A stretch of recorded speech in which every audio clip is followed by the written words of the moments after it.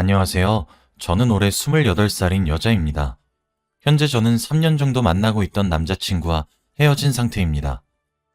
저와 남자친구 둘 다 동갑내기여서 정말 잘 맞아서 당연히 결혼 정년기에 들게 되면서 결혼까지 생각했습니다. 아주 당연하게도 말이에요. 저도 남자친구도 당연히 서로가 서로와 백년가약을 맺는 것을 당연하게 생각할 정도로 잘 맞았거든요.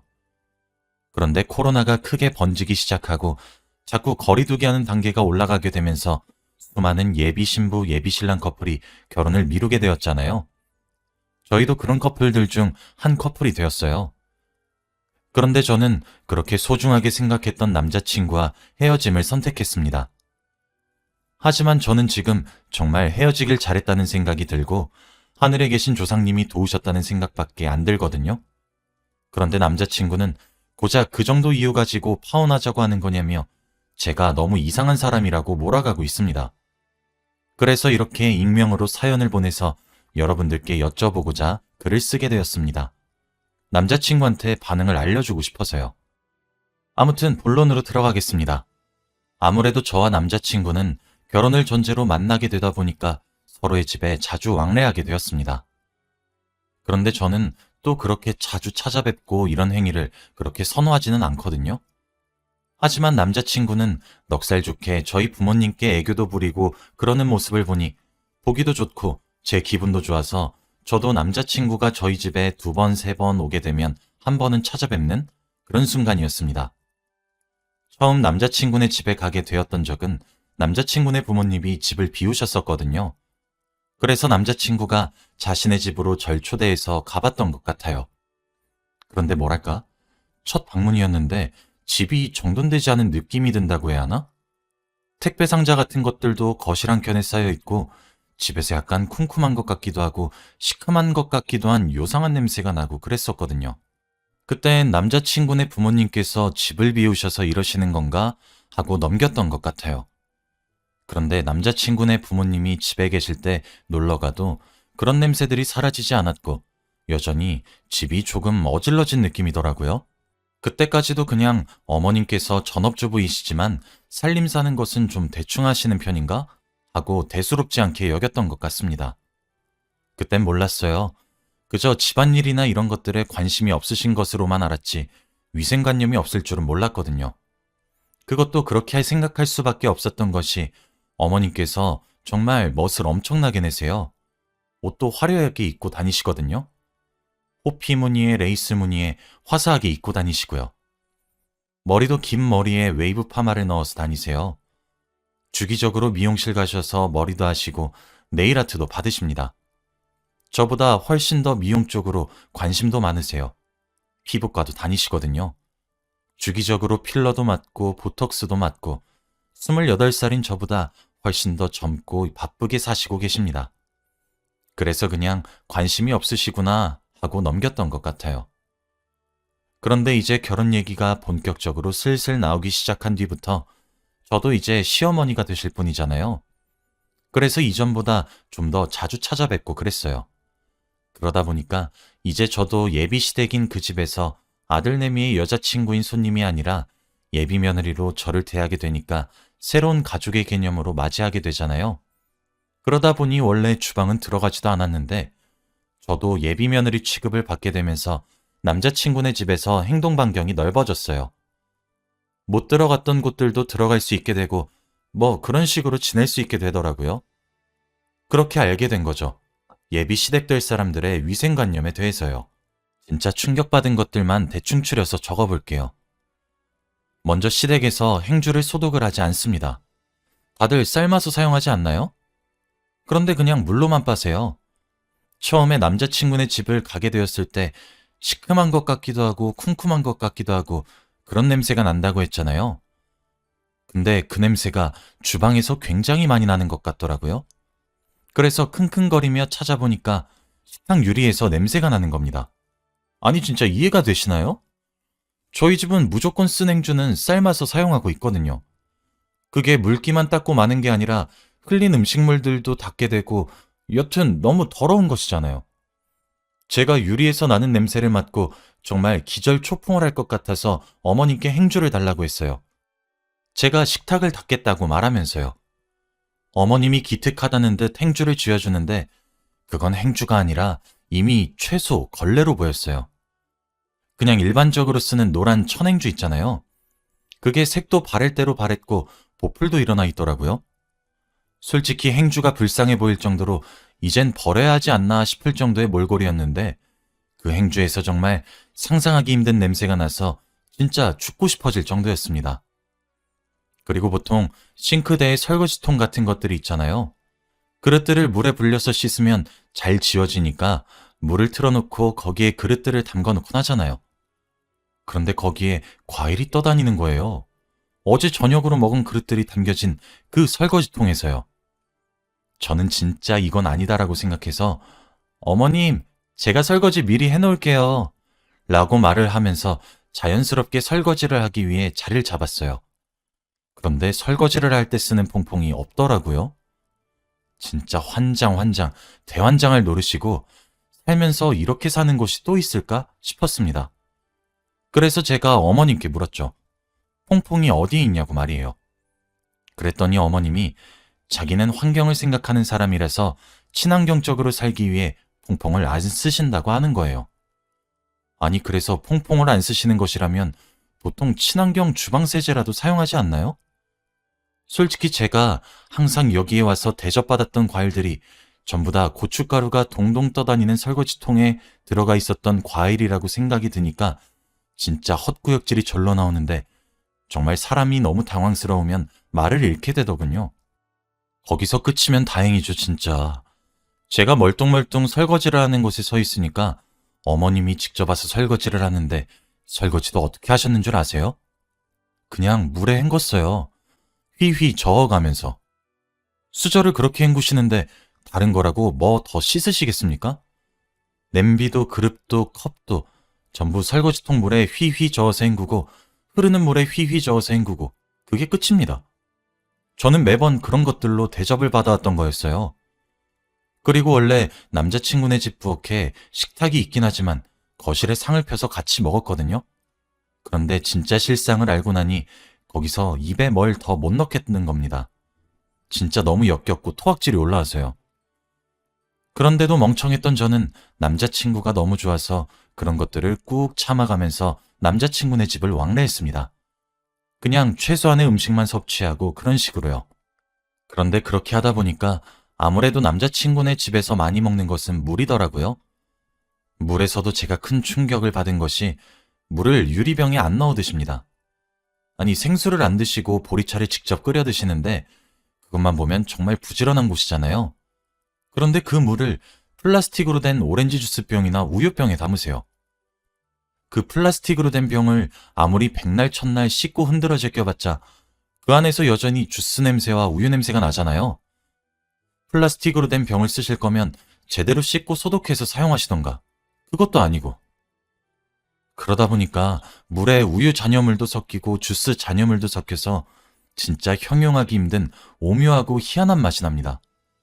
세상에 이런 맛은 없다고 자부할 수 있을 정도예요. 그렇게 대충대충 살림하시니까 냉장고를 열어보면 묶여있는 까만 비닐봉지들이 진짜 너무 많아요. 건드릴 수도 없습니다. 뭐가 들어있을지 몰라서요. 이게 저희 같은 사람들은 그 지경이 될 때까지 방치하지도 않지만 만약 방치한다고 하더라도 그 정도쯤 되면 냉장고를 정리하잖아요. 그런데 안 하세요. 그렇다 보니 야채 같은 것들도 바깥에 실온 보관하시고요. 저는 파프리카에 곰팡이가 생긴 건 살면서 처음 봤을 정도니 말 다 했죠. 그런데 곰팡이가 생긴 부분까지 또 요리에 그대로 사용하십니다. 저 시댁에서 음식 먹은 날이면 항상 장염 증세가 나타났고 그중 2번은 식중독까지 왔어요. 이 정도면 말 다 했죠. 그래도 저는 정신 못 차리고 남자친구 하나만 보면서 참았어요. 제 남자친구는 깨끗하거든요. 그런데 제가 겁이 점점 나기 시작해서 어머님이 요리하시는 거 한 번씩 보면 진짜 놀라 자빠질 것 같아요. 야채 데친물 같은 것도 절대 버리지 않으시고요. 야채를 씻어서 사용하지도 않으세요. 생선이나 고기라고 별반 다르겠습니까? 진짜 사람이 단기간에 이런 어마어마한 모습을 보니까 너무 미칠 것 같은 거예요. 그런데 그 와중에도 남자친구를 제가 너무 사랑하고 있어서 못 헤어지고 있는 스스로가 미울 정도로 말이에요. 그러다 며칠 전에 결국 사단이 나고야 말았습니다. 아니 진짜 위생 상태가 그렇게 별로면 음식을 하면 안 되는 것 아닌가요? 와중에 꾸역꾸역 뭘 자꾸 해먹이려고 하는데 사람이 딱 미치고 환장할 노릇이더라고요. 그런데 며칠 전 그날도 저는 여전히 예비 시어머니의 부름을 받고 시댁으로 갔습니다. 그렇게 또 남자친구네 부모님과 저, 남자친구, 그리고 남자친구 여동생 5명이서 저녁을 먹기로 했어요. 저는 제 밥그릇에 이미 덜 씻겨진 고춧가루를 봐서 속이 안 좋다고 해야겠다고 이미 핑곗거리를 생각해놨어요. 그래도 한 입 정도는 먹어야 될 것 같아서 중앙에 있는 국을 한술 떠 먹는데 제가 무언가를 와그작 씹은 거예요. 이빨이 정말 나가는 줄 알았거든요. 그래서 읍 하면서 뺨을 쥐니 남자친구가 왜 그래? 뱉어 이러길래 저도 모르게 뱉었거든요. 진짜 돌이라도 씹은 줄 알았거든요. 그런데 정말 돌이더라고요. 차라리 돌이 나왔던 것 같기도 하네요. 제가 씹은 것은 어머님의 네일아트에 포인트로 박아놓은 플라스틱 보석 같은 거였어요. 새끼손가락의 손톱만한 크기고요. 그런데 제가 뱉은 것을 보고 어머님은 한지 얼마 안 됐는데 이렇게 아쉬워하시는 거예요. 그런데 그 말을 딱 들으니까 뭔가 제 처지가 보이는 것 같아서 싸가지 없다는 소리를 들어도 괜찮다고 생각하며 그냥 집으로 돌아가려고 자리에서 일어났습니다. 정말 죄송한데 저 돌아가 봐야 할 것 같습니다. 그리고 결혼도 조금 생각해 봐야 할 것 같아요. 남자친구 통해서 다시 얘기 전해드리게 될 것 같네요. 정말 죄송합니다. 라고 말한 뒤 붙잡는 남자친구의 팔을 뿌리치고 도망치듯 저희 집으로 향했어요. 와, 진짜 집에 도착해서 청결한 우리 집과 깨끗한 냉장고와 부엌 등등을 보고 있는데 마침 주방에서 엄마가 나오는 거예요. 예비시댁에 간다고 해놓고 왜 벌써 왔냐고 하는데 눈물이 왈칵 나오면서 그동안 목격했던 것들을 엄마를 붙잡고 잘잘잘 얘기했어요. 엉엉 울면서 말한 것은 또 당연하고요. 엄마도 이야기를 듣고 믿질 못하시죠. 그런데 제가 그렇게 예비시댁을 뛰쳐나가니까 남자친구가 절 쫓아왔는지 저희 집 초인종을 울리더라고요. 집에 엄마랑 저만 있어서 그냥 없는 척 했습니다. 그렇게 엄마 손 꼭 붙잡고 휴대폰을 열어보니 남자친구로부터 정말 수백 개의 문자가 와 있더라고요. 너 어디야? 너 이렇게 나간 거 후회 안 해? 너 때문에 우리 엄마 울었어. 빨리 와서 사과드려. 그럼 용서할게. 나 진짜 장난 아니게 화났어. 내가 너한테 무릎이라도 꿇으라고 했냐? 와서 정식으로 사과만 하라고. 야, 네가 뭔데 우리 엄마한테 상처 주는 거야? 너 우리 엄마한테 그렇게 하고 속 편하냐? 진짜 있는 정 없는 정 탈탈탈 털리기 시작하고 이런 남자를 내가 뭘 믿고 사랑하고 있었으며 그걸로도 모자라 결혼까지 하려고 했었던 것이 진짜 너무 서글프더라고요. 저는 결국 그 다음날 남자친구에게 문자로 그냥 우리 헤어지자. 진짜 코로나한테 감사한 순간이 다 오는 것 같아. 나 너랑 결혼 못해. 아니, 안 해. 그냥 앞으로 혼자 살아. 다른 멀쩡한 집에서 잘 자란 여자 괴롭히지 말고. 라고 문자를 보냈습니다. 당연히 전화는 불티 날리게 오고 문자도 막 쏟아지더라고요. 미친 거 아니야? 우리가 하루 이틀 만났냐? 너 이게 어디서 배워먹은 태도야? 일단 만나서 이야기해. 응? 답 좀 해줘. 결국 그렇게 집착하듯 쏟아지는 연락 폭탄에 저는 남자친구와 전화를 하는 것으로 합의했고 전화를 하게 되었어요. 민지야, 이렇게 헤어지는 건 아니지. 그리고 네가 우리 엄마한테 예의 없게 굴었는데 왜 네가 헤어지자고 해? 뭐가 문제인데? 뭐가 문제? 야, 적어도 너는 그렇게 말하면 안 되는 거지. 더러워서 헤어진다, 왜? 더럽다고. 더러워서 너네 집안이랑 더 이상 엮이고 싶지가 않다고. 더러워서 미칠 것 같다고. 그냥 살림을 하시는 것도 음식을 하시는 것도 그 과정도 전부 더러워서 미칠 것 같다고. 진짜 누가 그렇게 비위생적으로 살아? 진짜 그러다 없던 병도 생길 것 같아. 너 진짜 말 가려서 해. 진짜 너랑 2번 다시 엮이고 싶지 않아. 더럽다고.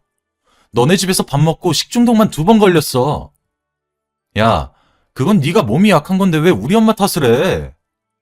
하긴 네가 그런 집안에서 그런 걸 먹고 자라니 튼튼하지 않고서야 어떻게 아직 안 죽고 살아있겠니? 어차피 너한테 이해 따위 바라지도 않았고 난 너랑 헤어질 거야. 연락하지 마. 그렇게 서로 언성을 높여서 대화한 것을 마지막으로 헤어졌습니다. 그런데 그 이후 매일 하루에 한 통에서 5통 정도의 장문의 문자가 와요. 내용을 간추리면 제가 너무한 것이고 예의가 없는 사람이라고 비난하는 말들 투성입니다. 그런데 그 부분은 저도 일부는 인정합니다. 헤어지는 과정에서 아무리 제 기준의 엉망이라고 해도 남자친구네 부모님인데 비하의 발언을 한 것도 잘못이란 생각이 들고 3년이란 시간이 무색하게 예의 없이 헤어진 것은 저도 인정합니다. 그런데 제가 오죽했으면 그랬겠어요? 진짜 더 이상 엮이기도 싫고 남자친구 얼굴만 떠올려도 속이 메스꺼리고 울렁거려요. 진짜 매일 집에서 초파리나 하루살이 같은 날벌레들이 득실득실거리고 형용하기 힘든 냄새가 나고 그런 곳이 제 시댁이 될 거라는데 제가 그걸 왜 감수하냐고요. 왜 옛날에 TV 보면 먹거리 엑스파일이었나? 위생 상태가 불량한 가게들 나오는 프로그램이 있었잖아요. 착한 밥집, 나쁜 밥집 이러면서요. 저는 남자친구네 어머님이 만든 음식으로 한 끼 먹을 바엔 거기 나오는 나쁜 밥집 음식으로 세 끼 때울 수 있습니다. 그리고 그게 위생상으로 더 나을걸요? 진짜 저는 이대로 헤어지고 싶고 더 이상 엮이고 싶지도 않는데 대체 제가 어떻게 해야 남자친구와의 인연을 깨끗하게 정리할 수 있게 될까요? 그리고 남자친구는 비난의 말을 그만큼 하고 난 뒤에 다시 한번 잘해보자고 엄마는 본인이 잘 달래보겠다고 우리 결혼하기로 하지 않았냐고 연락을 해왔는데 저 진짜 미칠 것 같습니다. 싫다고 그만 좀 해달라고 답을 보내면 저보고 그딴 식으로 살지 말라고 해도 너무한다고 연락이 옵니다. 그런데 제가 정말 너무한 건가요? 제가 비상식적으로 배려심이 없고 이해심이 모자라서 윗어른들께 실수를 저지른 건가요? 이쯤 되니 저도 뭐가 맞는 건지 몰라서 이렇게 여쭤봅니다. 여러분들이 들으시기에도 제가 답이 없을 정도인가요? 만약 여러분들이 생각하기에 제가 그렇게 느껴지신다면 저도 남자친구네 어머님께 정식으로 사과드리려고 합니다. 그렇다고 남자친구와 다시 만나거나 하진 않을 겁니다. 다시 만나기엔 제가 비위가 너무 약해서요. 제가 잘했든 잘못했든 헤어지는 건 똑같이 제 마음대로 헤어질 건데 제가 사과를 해야 하는 거라면 사과는 정식으로 드리고 싶은 마음입니다.